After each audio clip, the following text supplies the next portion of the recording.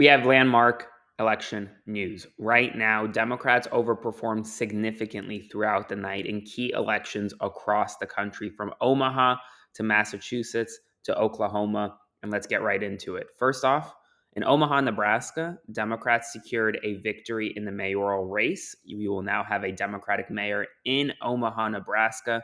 That hasn't been the case in over 12 years. This is also going to be the first Black mayor in Omaha, Nebraska's history, where John Ewing defeated his Republican counterpart and flipped the Omaha mayoral race from red to blue in a shocking upset that few really thought was possible, given the fact that Omaha is, while it's a swing city, it is in Nebraska, which is a very red state. And now Omaha has a Democratic mayor moving forward.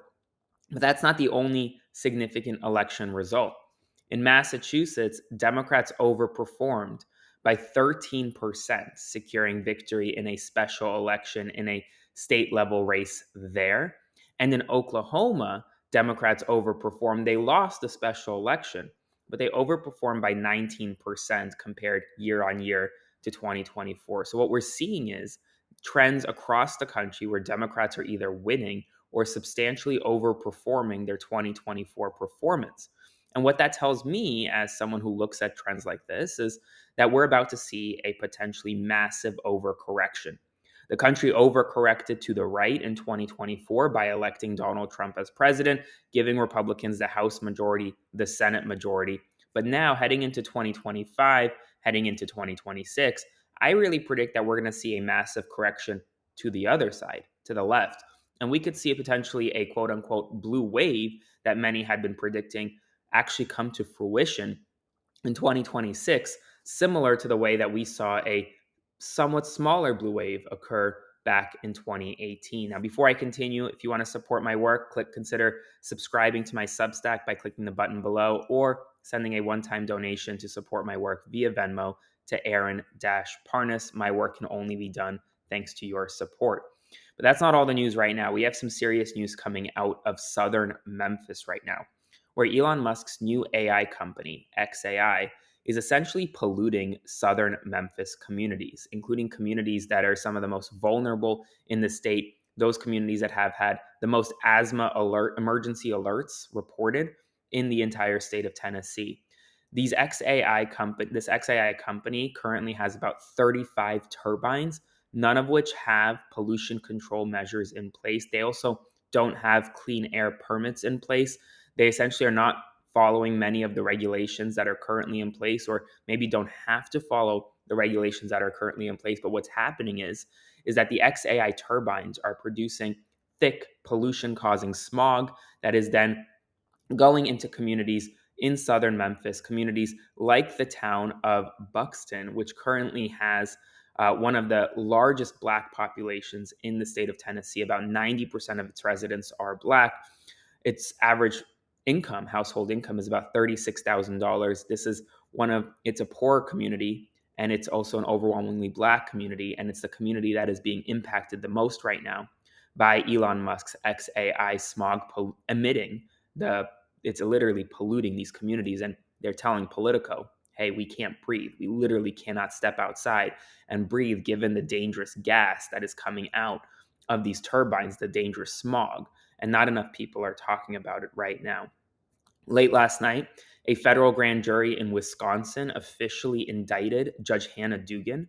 If you remember, Judge Hannah Dugan was the judge in Wisconsin who was arrested by Department of Justice officials for allegedly allowing an undocumented migrant to escape arrest in her courtroom. Well, she has officially been indicted by a federal grand jury. Now, this was expected. To achieve an indictment, a prosecutor only has to show that probable cause is present, that a crime has been committed. Probable cause is a relatively low bar. And here, that bar has been met. I know many of you have heard the saying, a prosecutor can indict a ham sandwich, because it is relatively easy for a prosecutor to secure an indictment in front of a grand jury. Judge Dugan was not present. Judge Dugan's attorneys did not present a case for her or rebut any of the prosecution's evidence. That's not what the grand jury stage is for, but she is now indicted on federal charges for obstructing an ongoing ICE investigation and faces the possibility of several years in a federal prison for doing so. She will now have a number of preliminary hearings, go through the court process, and we're likely to have a trial or some type of plea agreement if she decides to plea out between now and the next several months. So, but the case has officially began with the grand jury indictment issued late last night. In California, a significant court ruling was handed down yesterday. Eric and Lyle Menendez, the Menendez brothers, have officially been resentenced. They were originally sentenced to life in prison without the possibility of parole. Now their sentence has been modified to 50 years to life. That is still a very long time. But what that means is that both brothers are officially eligible for parole immediately. And now it will be up to the state board of parole, the California Parole Board, to decide whether or not Eric and Lyle should be let free. They have support from family members, including those family members of their parents who Eric and Lyle were convicted of murdering. So we'll see what happens next. But the judge has resentenced Eric and Lyle Menendez. In addition, Donald Trump continues his Mideast swing in the Middle East.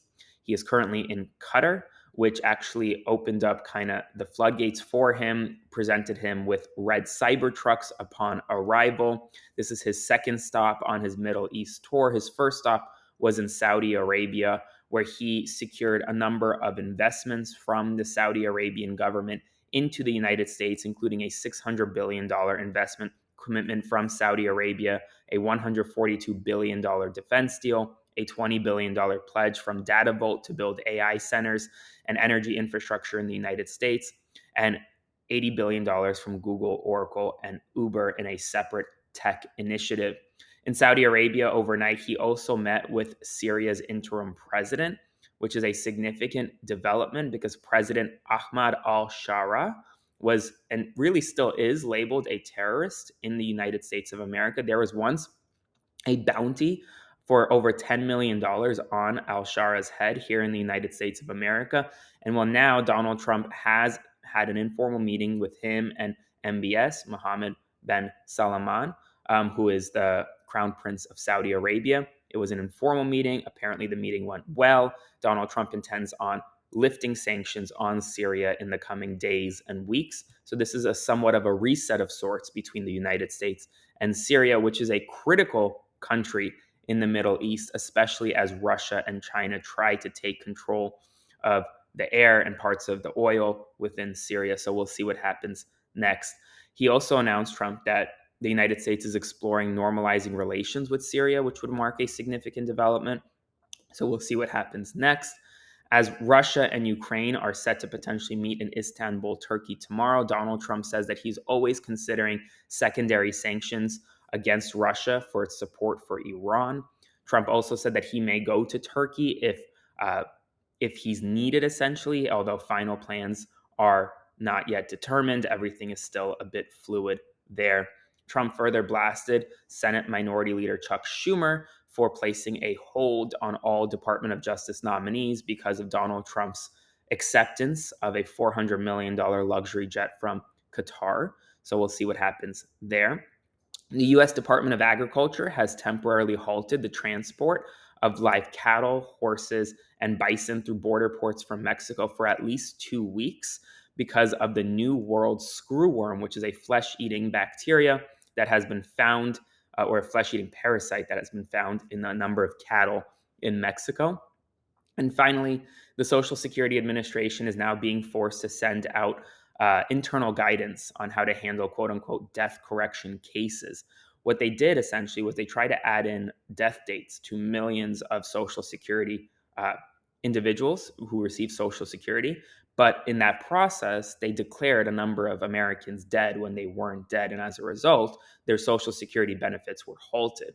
And now they're trying to revamp the internal guidance, send back Social Security benefits to those individuals. So we'll see what happens next.